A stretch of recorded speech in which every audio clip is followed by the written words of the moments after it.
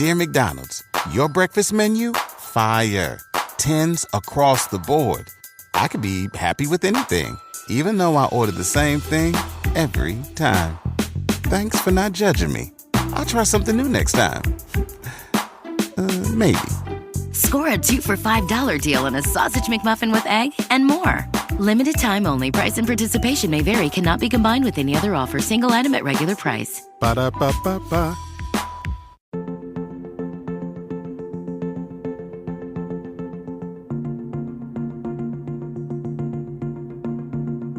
Though there's been an increased awareness around menopause in recent years, our knowledge of this life experience that happens to half of the world's population is still severely lacking.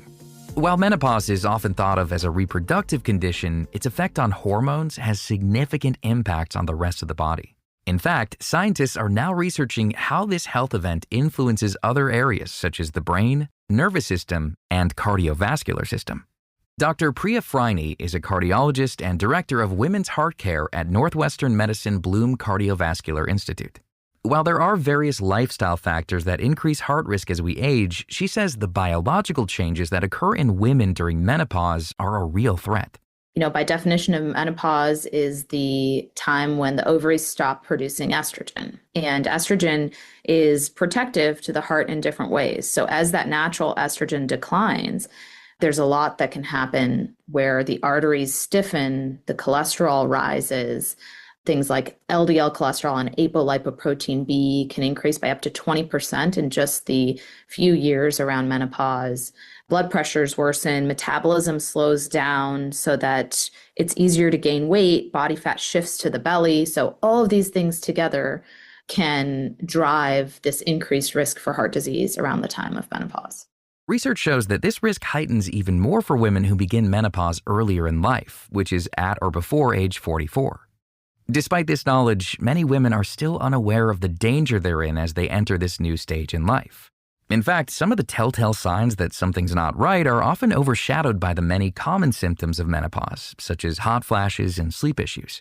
Freaney says oftentimes women may not even realize the symptoms of heart disease for what they are because they can present differently in women than the ones we typically hear about, which are specific to men. You often think about crushing chest pain, elephant sitting on your chest, which can happen in women. But other ways that heart attacks can present are nausea or shortness of breath or arm tingling or pain or jaw pain when you're moving around. A lot of people around menopause have palpitations or extra or irregular heartbeats that can be bothersome. That's something to look out for and talk about if it's bothersome to you. A 2023 paper published in the Journal of the American Heart Association reveals that 1 in 4 women may develop irregular heart rhythms after menopause. This irregularity, called atrial fibrillation, can lead to blood clots, heart failure, and stroke. And then going back to presentations of various types of heart diseases, heart failure, which is when the heart pumping function isn't working well and you can accumulate fluid retention in the body, can present leg swelling or trouble breathing when you're laying flat to sleep at night. This difference in symptomology is important to know so that any warning signs can be caught early and treated appropriately. When discussing treatment, a question that gets asked is, what about hormone replacement therapy? HRT replenishes a woman's estrogen and sometimes progestin to help combat common symptoms like night sweats, bone loss, and hot flashes. And if it's the change in hormones that's ultimately causing many of these increased risk factors to heart health, shouldn't giving women additional estrogen fix those issues? Freaney says the various research surrounding this treatment has created a roller coaster of recommendations throughout the years. Many years ago, it was that everyone should get it, then it was no one should get it. Now we sort of take a more nuanced, individualized approach of who to give menopause hormone therapy to and why. There's one, people say, your estrogen's declining and it's worsening your heart health. So if you just give estrogen back, shouldn't that solve the problem? But we have very clear data that says we don't treat heart disease after menopause with estrogen or with hormone replacement therapy. So we treat the risk factors and heart diseases in many other ways, but we can make an assessment of whether hormone therapy is safe for the heart if it's needed for other reasons like vasomotor symptoms, hot flashes, night sweats, sleep disturbances, things like that. But Freaney says women who've already experienced a heart attack or heart failure are advised to avoid hormone therapy because it can actually increase the risk of blood clots, inflammation, and fat in the blood. This is in individuals who have existing heart disease. This is giving hormone therapy back, right? Not natural estrogen, but giving hormone therapy back to those who have had heart attacks can change the vessel lining in a way that can propagate additional clot in the arteries. Freaney notes that replacing natural estrogen with synthetic HRT is not an equal substitution. On top of that, additional hormones won't be able to fix the damage already done, such as high blood pressure, stiff arteries, and high cholesterol. Symptoms of heart disease or the risk factors for heart disease have to be treated with other evidence-based methods that we have for that. So the cholesterol is treated with lifestyle and or cholesterol-lowering medications when appropriate.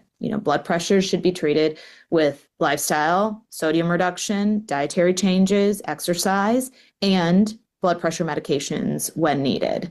And there are other evidence-based approaches that we know work really well to lower risk factors and heart disease that we should, really hone in on more around the time of menopause. Freaney says today, patients have a lot of options to pick and choose which treatment will work best for their individual issues.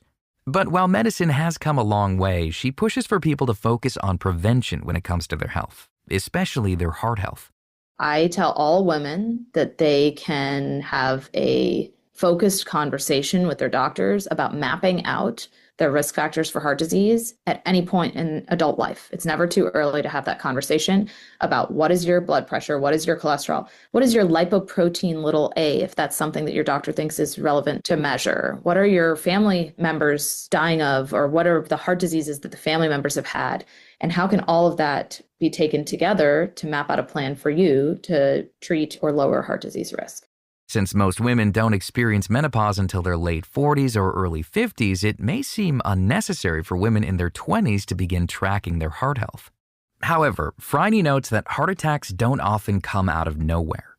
It's usually an accumulation of risk factors that pile up over the course of 30 or 40 years, which means that what you do today has a direct impact on your older self.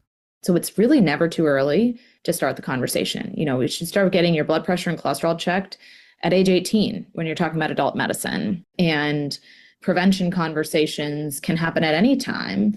When you talk specifically about menopause, I think that the decade prior is a good time to sort of brace yourself for the changes we've described about menopause. So in addition to cardiovascular exercise, which we all should be doing at least 150 minutes of every week, women should incorporate 2 days a week at least of strength training to get ahead of the muscle mass loss that happens at the time of menopause.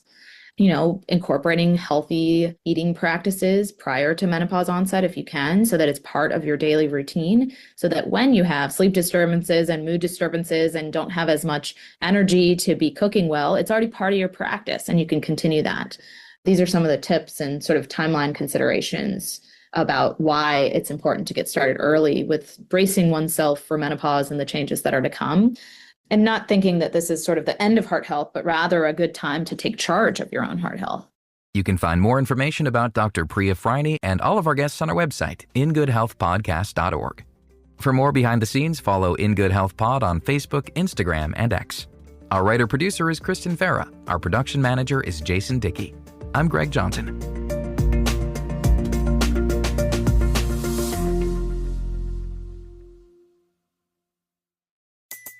Dear McDonald's, your breakfast menu? Fire. 10s across the board. I could be happy with anything, even though I ordered the same thing every time. Thanks for not judging me. I'll try something new next time. Maybe. Score a 2 for $5 deal on a sausage McMuffin with egg and more. Limited time only. Price and participation may vary. Cannot be combined with any other offer. Single item at regular price. Ba-da-ba-ba-ba.